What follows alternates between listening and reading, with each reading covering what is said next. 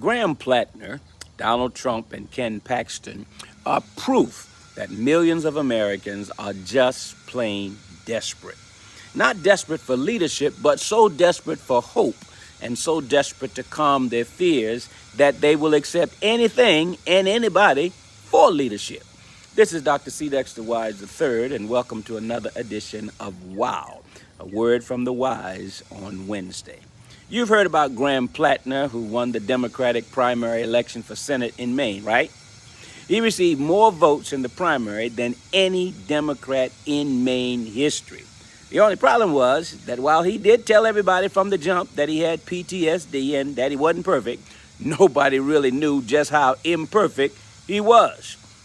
Little by little, negative things started to drip out about him. First, he had a Nazi tattoo on his chest, which he said he didn't know was Nazi. Then he was accused of sexual assault, and then he was accused of rape by literally one woman after another. He finally had to drop out the race, leaving Maine scrambling to find a replacement to take the seat from Republican Susan Collins in November. On the surface, this seems like a simple and typical disaster for the Democrats. They didn't do their homework, and they just made a bad choice. But at a deeper level, the problem with Graham Platner is a greater problem than just for the state of Maine and Democrats. In fact, it is a national problem, an American problem, which can be summarized in a single word: desperation. The people in Maine were so desperate for a positive message that they overlooked Platner's imperfections. The Democrats were so desperate to win that they looked the other way when they saw his problems. Now, on the other hand, when you consider candidates like Donald Trump with 34 felony convictions and the impeached and highly suspect Attorney General of Texas, Ken Paxton, Republicans are desperate too. The reason we are so divided in our country is because we are so desperate. We are so desperate.